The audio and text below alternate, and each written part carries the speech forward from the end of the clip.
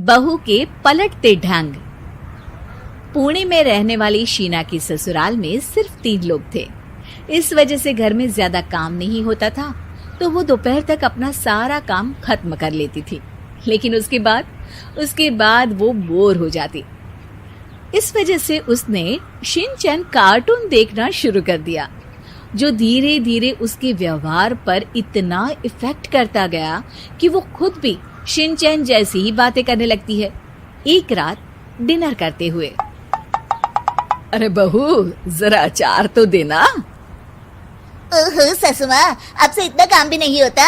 इस तरह तो आप जल्दी जल्दी बुढ़िया हो जाओगी। अरे शीना, ये तुम कैसे बात कर रही हो? आपको तो कुछ भी समझ में नहीं आता। ये शीना का शिनचैन स्टाइल है। ऐसा बोलकर शीना वहां से चली जाती है। अगली सुबह शीना सबके उठने से पहले ही घर का काम खत्म करके कार्टून देखने बैठ जाती है। अरे वाह बहू, कमाल ही कर दिया। इतनी जल्दी सारा काम खत्म कर दिया। बस भी कीजिए, अब मैं इतनी भी कुछ खास नहीं। ओफो, तुम और तुम्हारे शिनचैन का भूत, जाने कब नॉर्मल इंसान की तरह बात करोगी।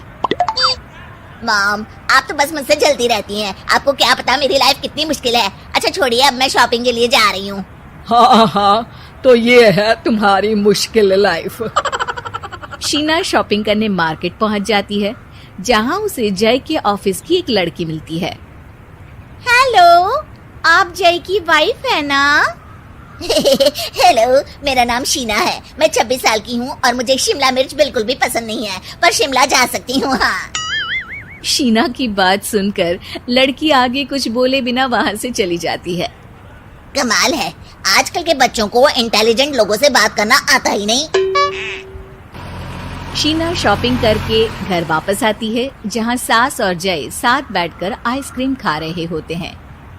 मैं कितने मतलबी लोगों के बीच रह रही हूँ। एक छोटी प्यारी बच्ची के बारे में सोचे बिना सब आइसक्रीम खाने बैठ गए। अब इतना नाटक करने की जरूरत नहीं है। तुम्हारी आइसक्रीम फ्रिज में रखी है, खा लो। आइसक्रीम, मैं आ रही हूँ। इसी तरह दिन बीतते हैं। अभी तक तो घर में सारे लोग शीना की हरकतों से परेशान हो चुके होते हैं। एक शाम उनके घर पड़ोस के अंकल आते हैं, जिन्हें देखते ही शीना बोल पड़ती है। हेलो अंकल, आज आप यहाँ? ये कह रही है आप यहाँ बैठिए, हम अभी आते हैं। ऐसा बोलकर शीना की सास उसे लेकर रसोई में चली जाती है। अरे वो तुम्हारी पापा की उम्र के हैं, उनकी इंसल्ट तो मत करो। आपको तो बस अपनी ही खुशी दिखाई देती है। शीना के ऐसे बोलने पर सास हैरान रह जाती है और शीना बाहर आकर अंकल से कहती है, तो अंकल, आज आप क्या लेने आए हैं? या फिर बस सासू माँ को देखने का बहाना चाहिए? वैसे ये इतनी भी अच्छी नहीं है, पूरा समय मुझे डांटती रहती है और कभी कभी तो खाना भी नहीं देती। अंकल हैरानी से उसकी ओर देख रहे हैं। तभी उसकी सास वहाँ आती है। अरे शीना, इतना झूठ मत बोलो, मैंने कब तुम्हें खाना नहीं दिया? अरे ऐसा बोलोगी तो तुम्हें आज रात का खाना सच में नहीं मिलेगा। देखा, मैंने कहा था ना, बच्ची पर जुल्म करती है। आप मुझे अपने घर ले चलो अंकल। इस तरह दोनों सास बहू में तू मैं शुरू हो जाती है, जिसे देख अंकल तो डर कर भाग जाते हैं, लेकिन वो दोनों चुप ही नहीं होती। रात को जय के घर वापस आने पर सास उसे शीना की सारी बात बताते हुए कहती है, अरे इसके सर से कार्टून का भूत तो उतारना ही पड़ेगा। मौका या वक्त कुछ देखती ही नहीं, बस बकवास शुरू कर देती है। बात तो आपकी सही है, पर क्या करेंगे? अरे कार्टून देखकर ऐसी बनी है तो इसकी कार्टून ही बंद कर दो। हाँ, कार्टून बंद करके कुछ समझदारी वाली चीजें दिखाते हैं। जियोग्राफी दिखाना शुरू कर दो ना, क्या पता कुछ अकल आ जाए। हाँ, नाइस आइडिया माँ। इस पर जय केबल टीवी पर ज्योग्राफी छोड़कर बाकी सारी चैनल बंद करवा देता है, पर शीना भी किसी से कम नहीं होती। ओहो पतिदेव, अपने आप को बहुत स्मार्ट समझते हो। शीना मोबाइल पर YouTube ऑन करके उस पर शिनचैन देखने लगती है। शीना की इस स्मार्टनेस को देखकर जय तो बेचारा सर खुजलाता ही रह जाता है। हमने इसे जरूरत से ज्यादा अंडर एस्टिमेट कर दिया, अब क्या करें माँ? अरे इंटरनेट बंद करवा दे बेटा।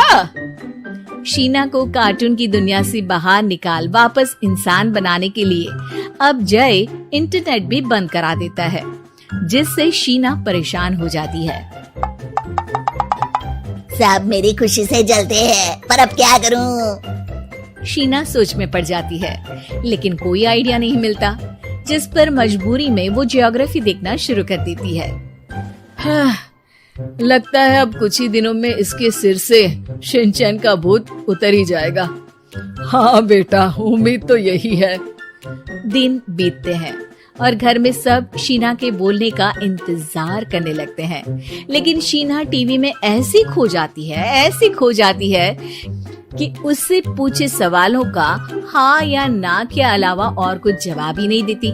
देखते ही देखते हफ्ता बीत जाता है, तो सब्र का बांध तोड़ते हुए जय टीवी बंद कर खुद ही शीना से बात करने बैठ जाता है। क्या बात है शीना, पहले तुम ज्योग्राफी देखने को तैयार नहीं थी, और जब देखने बैठी तो इसके आगे किसी चीज की कोई सूध ही नहीं, ना किसी से बात करनी, ना घर का कोई काम। अरे माँ कब तक अकेले सब कुछ संभालेंगी?